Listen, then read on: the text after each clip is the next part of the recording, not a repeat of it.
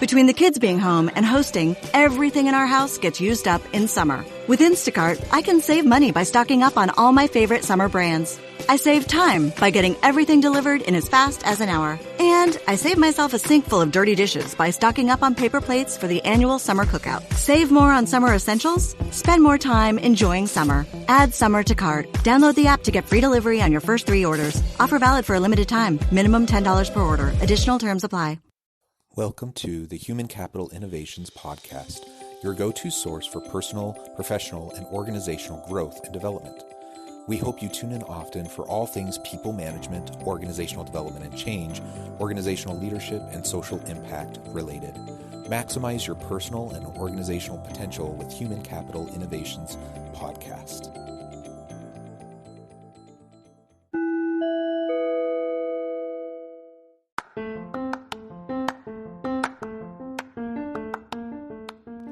Welcome to the Human Capital Innovations Podcast.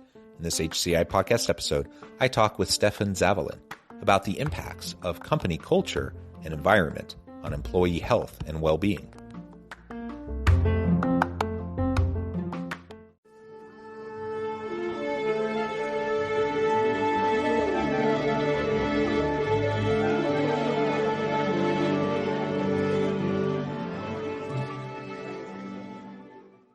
Stefan Zavalin, welcome to the Human Capital Innovations Podcast.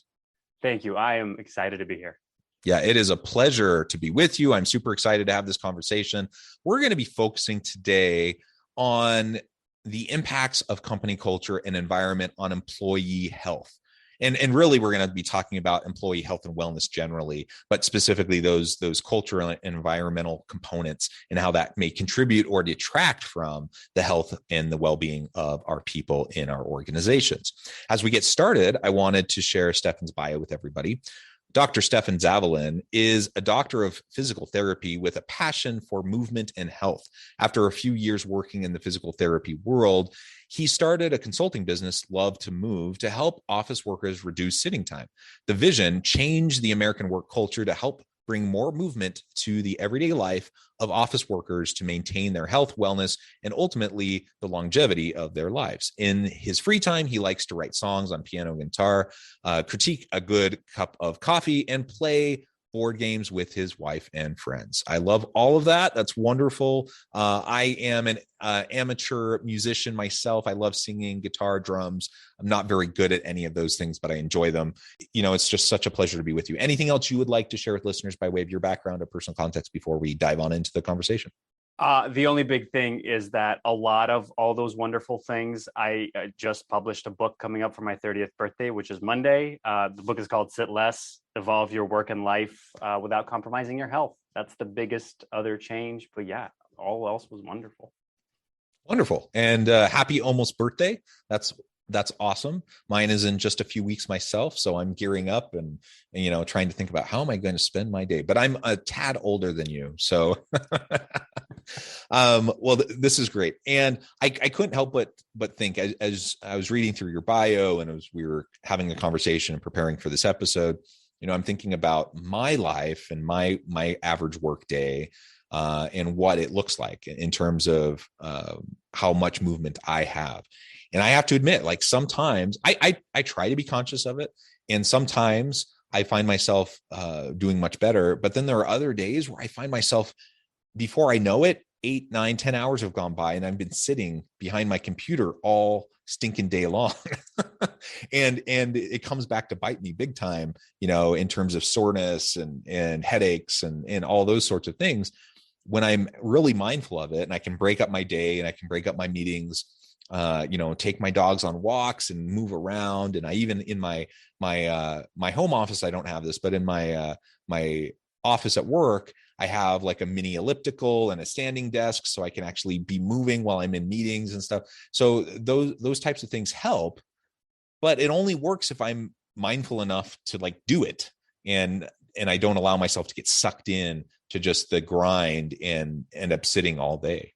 Absolutely. And you made so many great points. I'm glad that we have this in-person case study now that we can discuss and how we can improve your life in this way as well. So yes, that internal motivation is so tough. And it's a huge reason why people have a difficult time exercising. We're here at the beginning of the year, and many people have the New Year's resolution of, I'm going to get fit this year, and it's going to happen. The issue there is that you have actually already many things in your environment, if we were to say, as the standing desk, the elliptical, in a certain part of your environment, where yes, it's accessible to you. In another version of your office, you don't. You're going to be sitting down. And so that's the piece that inevitably helps, is if we set up our general environment where movement is more accessible. And that's the difference. One of the reasons that I call the book Sit Less is because I think the advice we always get is go exercise more, go move more, go for a walk, go do this. Those are great things. I'm not going to harp on exercise. I'm a physical therapist. I get it. Exercise is wonderful. But I think that we are going to burn out if we take that to scale. Because right now, like you said, 10 hours, the average is 12 to 13 hours a day for desk workers of sitting, which if you put in how much we're usually sleeping, we're only moving around for a few hours throughout the day, and that's not enough. And the big number that I use is that they found that 11 or more hours a day increases our risk of premature death by 40%. That's not the scary part. The unfortunate part is that risk is not reduced with exercise. So sure, you can take an hour and go walk, you can do, strength training, whatever it may be, but it's really about reducing the sitting. It's not about necessarily moving more. And that comes into what work tasks can you do that don't require you to sit quite as much. So video calls are a perfect example of that, of can we find ways to stand while we do them?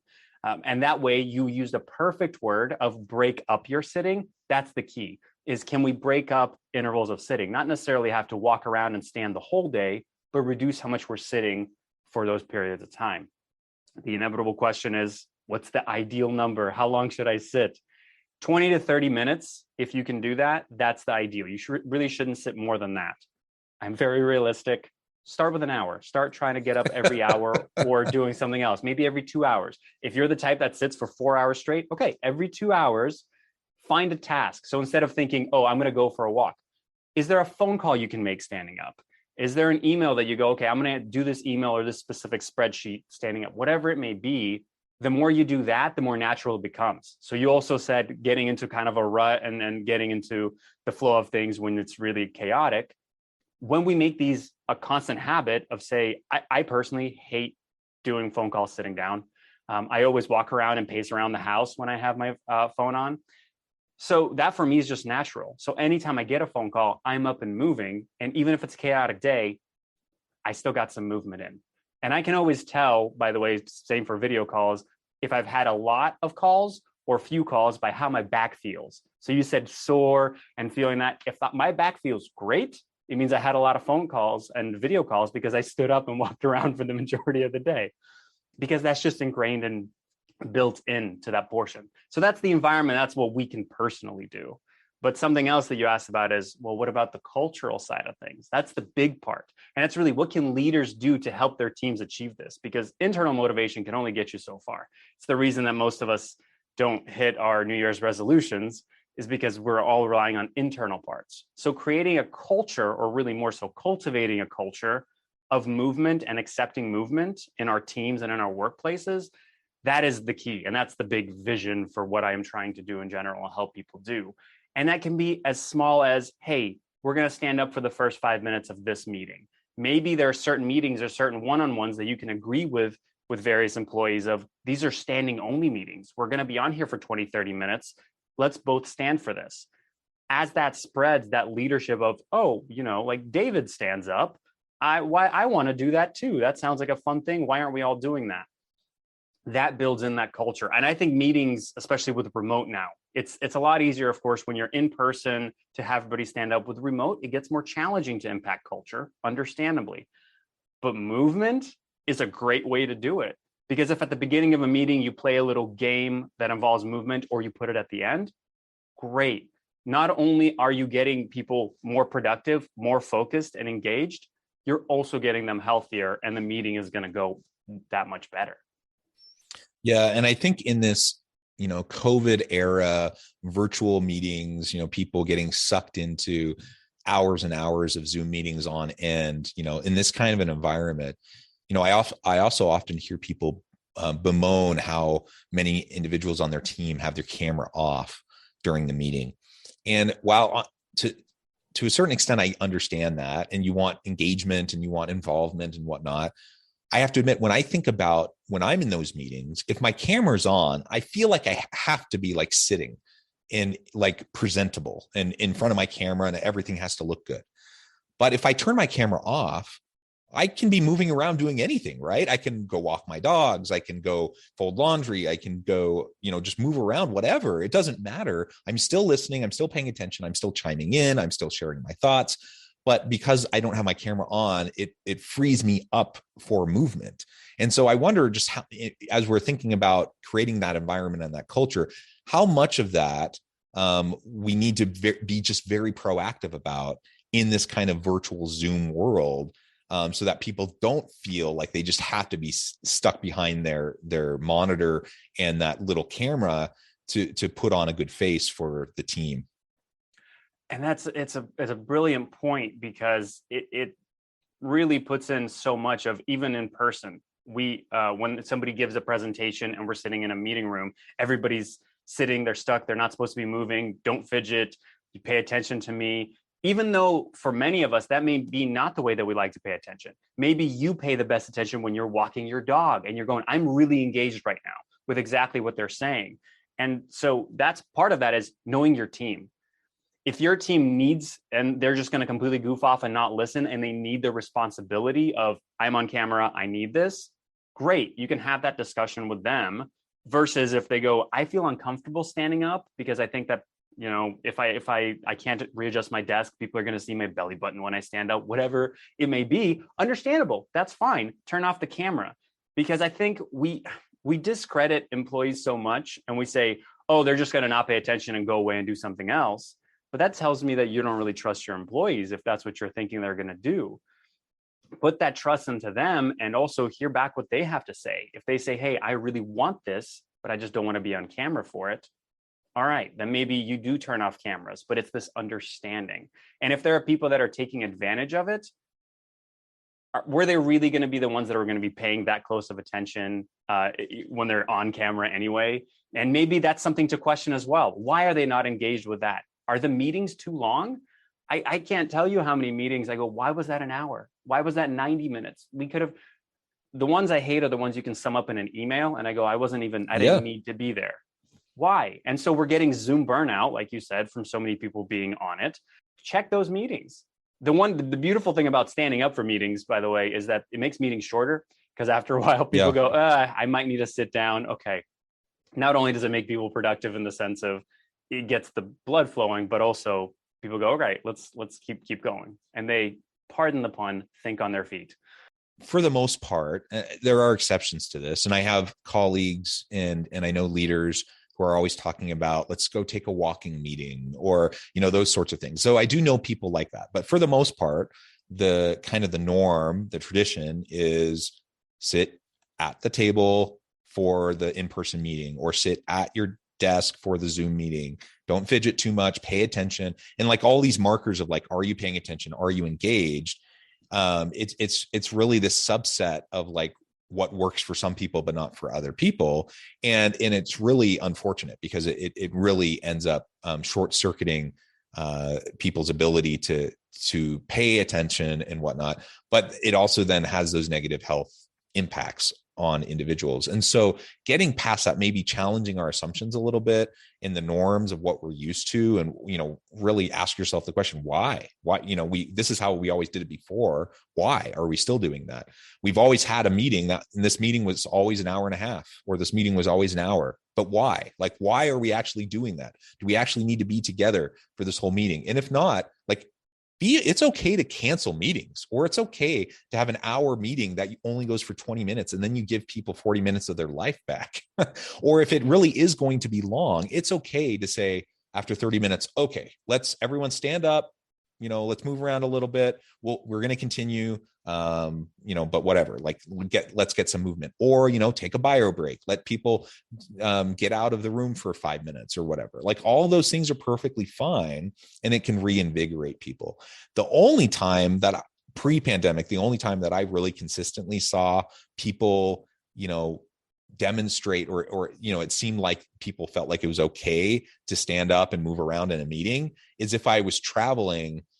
Like say I went to Asia and there was jet lag and a big time difference, and like someone's like nodding off in a meeting, they're trying to even just stay awake, then standing up, like that seemed acceptable. But that seems silly that it has to get to that extreme before you feel like it's okay for somebody to actually get up and move around.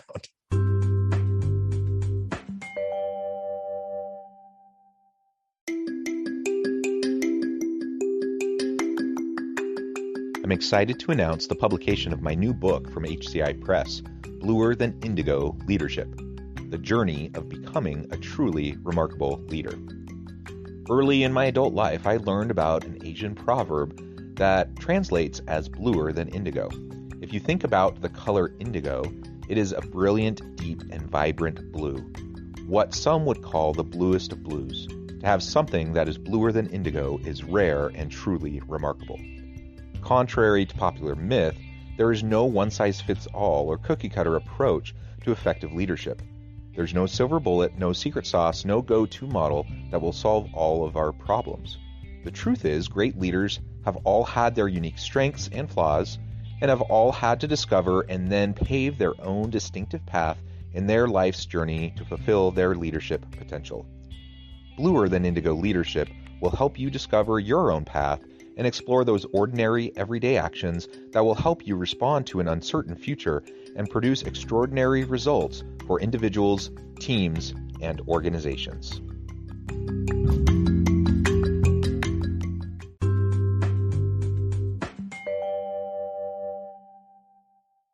That's the part where I kind of reference back to how are people learning, and if it's easier for people to learn while they fidget or maybe while they bounce a ball.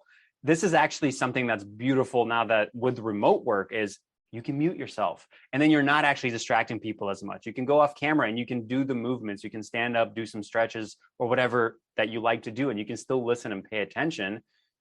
And I think that's where sometimes leaders, they think, well, this is how I learn, so obviously that's how others need to learn as well. And then the other sometimes fault or mistake is thinking, as a leader, of course I need to be present at every single meeting. If you're just there to observe, do you really need to be present at that meeting? If throughout the whole meeting, all you did was nod your head and maybe just say yes a couple of times, I question of maybe you need to put it into your employees' hands. And that's what builds that culture of trust, where you know that they're going to do the job. And then you know that cameras off or on, they're going to be able to do the things that they should be doing. But I agree with you. You'll even be short-circuiting your team when you're sitting in meetings that you don't need to be in, because people will, whether it's your intention or not, if you're there and you have subordinates, other members of your team who are actually doing the work, they're trying to make the decisions, they're trying to do everything, and you're in the room, naturally, what are they going to do? They're going to turn to you. They're going to run things by you. They're going to look for permission rather than just move forward, right? And so even if you don't intend to do that, you think you're there just to support them, I suppose it depends on the culture and dynamic of your individual team, but that really can short circuit a lot of teams and their ability to be innovative. So just one other reason why that's a bad idea. Right. And then you're the bottleneck. But this is also a place where so leaders do need to be the change. The last book the last chapter of the book is called Leaders Must Be the Change, because I do believe that. But the thing that I think personally is that we think leaders and we use the word leaders and immediately we go, oh, C-suite executives, senior managers. Really, anybody could be a leader. Really, you could be the lowest employee in the company and you can go, okay, this is what they want me to do. I'm going to accept that that's how they want me to do it. Maybe I'm going to bring in some innovation into this. Maybe I'm going to do exactly what they do and help others on my team follow the lead of my leader. That's still leading in some sense. It may be a lower level of leadership and maybe doesn't feel as impactful, but it's a way that you can definitely engage. And when that happens, all of a sudden, those bosses that aren't maybe as true leaders, but are just kind of have the title, they can see that they can step away. And that's where the culture starts shifting to the one that we really want to cultivate. And we've already referred to it a little bit, but let's come back and put a really fine point on this. So if I'm sitting too much, I'm not getting up every half hour or even every hour. I'm in meeting after meeting. I can get headaches from sitting behind my screen. My back's going to hurt.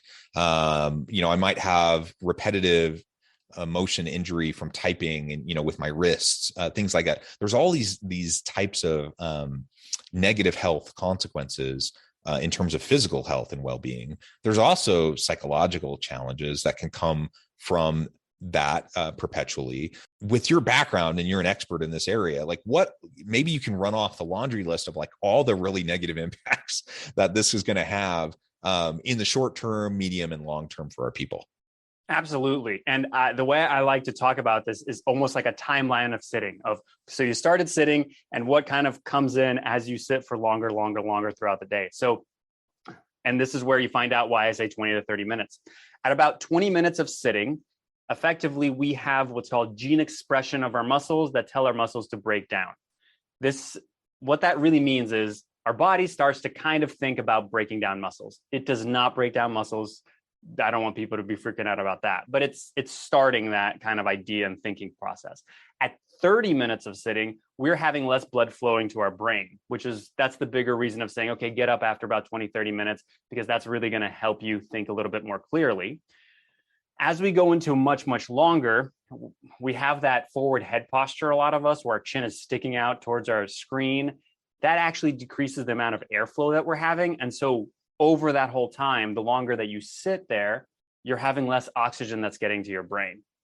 So what that pans out in the more of a long-term thing is, so say you're sitting for 6 or more hours a day, increased likelihood of anxiety and depression.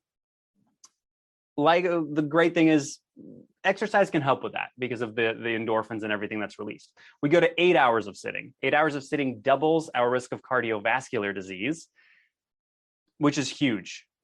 So cardiovascular disease, still #1 killer with the pandemic going on. It's a huge issue that we need to be worried about. And then, of course, that final kind of thing of 11 or more hours of sitting. And this is throughout the day. This isn't saying you sat and never got up for 11 hours, but throughout the day shoots up the risk of premature death, we should say, by 40%. That's kind of the big part. So you're having reduced blood flow, reduced airflow, and your organs, that includes your brain and the rest of your systems, can't function properly. So that's, of course, going to have an impact on your hormones. That's going to impact your mood, your productivity, your mental health. So it's this slew of the entire system is being impacted. And movement helps with that. Interrupting sitting helps with that. But we have to understand that it's not as if, okay, I got up for 30 seconds, I'm going to sit back down. I did that 5 times a day. That's it. I'm done. That reduces your sitting by what, 2.5 minutes, 5 minutes? There's still so many hours and that we need to reduce throughout all of it. And that sounds overwhelming to me, as I'm trying to think about how to really, both for me, like I have personal responsibility for myself and I want to be healthy for myself and for my family, my wife and my kids. But I also have people that report to me that I have responsibility for. And so I need to make sure that they're healthy and that their well-being is taken into account. But that seems like a really tall order. Like work is not designed. Most of our jobs aren't designed to keep us up and moving around that much during the day. So what are some, ideas on how we can go about doing that as a leader to make sure that not only for ourselves, but for our teams, that we really everyone is much more mobile? Sure. Start small. Always start small. Because even when I said 20 to 30 minutes, that's when you're getting up. You can start at 2 hours. You can start at 1 hour. Start very small. And with a team, you have to find out what are the things that they may like to do for movement. At the beginning, it's always easier to go, let's move more instead of let's sit less, because move more is just more acceptable in our society and people grasp that easier. So if the move more is, hey guys, after this meeting, I want you to walk out to your mailbox and take a selfie with the mailbox. Now, maybe they have enough time to go for a full walk. Maybe not. Doesn't matter. You gave them a little bit of movement. The idea has kind of started, or it took them a minute to just do that. Then you start getting into, okay, now how can we possibly sit a little bit less? So are there any tasks or are there any meetings or beginnings of meetings where we could maybe stand up? We could do, like you said, some people like doing the walking meetings where you're on a phone call and you're walking outside. So finding those places and then also changing up your environment is a really nice way. I like using trash cans as an example. Most of us put our trash cans under or really right next to our tables. And so we don't ever have to get up to throw something away. We just throw it out, done. Put it to where maybe not necessarily that you have to walk across the entire room unless you're very daring, but you have to stand up or you have to do some sort of movement just every time that you throw something away. All of a sudden, you're putting in movement without having to do much of anything extra. And you can put it all the way across and try to do a basketball shot as they constantly do on TV or anything like that. If you miss, you get up and you go and you pick it up. So finding these little things that you can do around your office where if you're constantly going over to a bookshelf or something else that you need to pull for reference, put it a little further away. Put it to the point where you have to stand up every time you do it, as opposed to swivel in the chair and scoot on over there. As you share this with your team, they're going to have ideas of their own. And that's the beautiful part of it. As they share their tips, you kind of make this collection of, okay, what can we all do together? Because that's going to be different for each team. It's not a cookie cutter approach. And maybe standing meetings won't work for some of them. That's where you might have to have more of the standing one-on-ones for the people that really want to do that. And you can create a fitness challenge for a month saying, okay, what is the one thing you're going to commit to that we're going to reduce sitting with? Just one thing, small thing. It doesn't have to be big at all. And so you start small and you slowly progress and add and add and add. And I usually say add one little thing every 1 to 2 weeks and then slowly let it snowball. Because otherwise, like you said, you get overwhelmed. If all of a sudden I asked you to cut your sitting down by 3 or 4 hours, way too much, way too much. Excellent. Excellent. Stefan, it has been a pleasure. I note the time. I'm going to have to let you go here in just a minute. But before we close, I wanted to give you a chance to share with listeners how they can get connected with you, find out more about your work, and then give us the final word on the topic for today. Sure. So Stefan.Zavalin is the Instagram. That's where I honestly post the vast majority of my content to help people with videos and all these kind of hints and tips.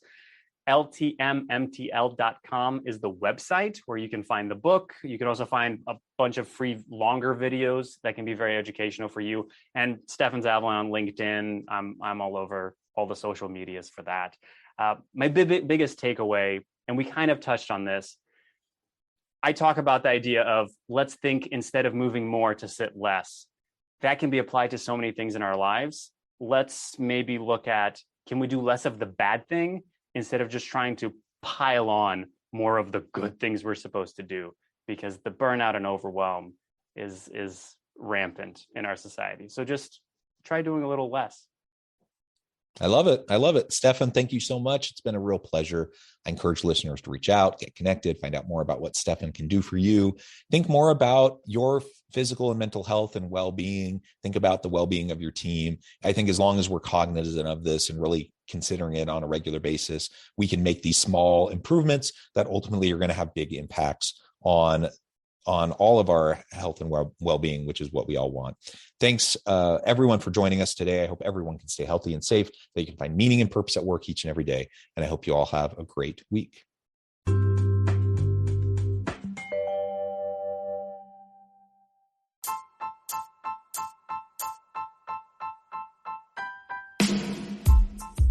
The alchemy of truly remarkable leadership. Ordinary, everyday actions that produce extraordinary results. Consider how the nature of work has shifted over the past 50 years. With increased globalization, rapid technological advancement, and the shift in economic composition, the average job of today looks very different than the average job of 50 years ago. What will the jobs and organizations of tomorrow look like?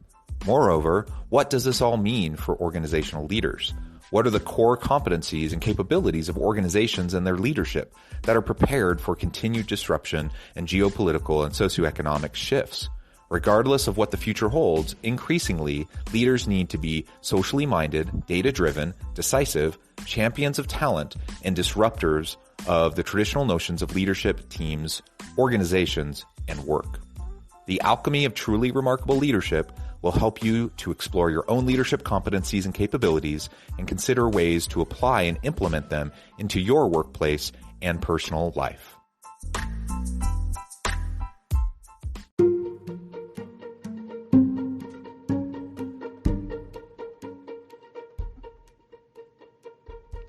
Check out Human Capital Innovations magazine, Human Capital Leadership.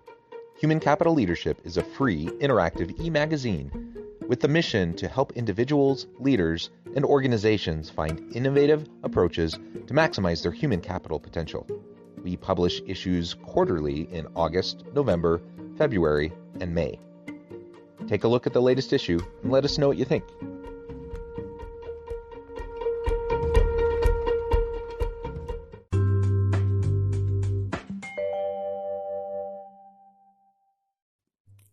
Thanks again for joining us for this episode of the Human Capital Innovations Podcast.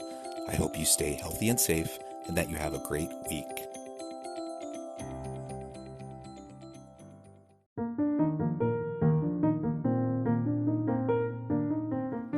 Check out our new weekly LinkedIn newsletter, Alchemizing Human Capital, exploring industry trends via original research and interviews with executives and thought leaders from across the globe. We look forward to having you join us.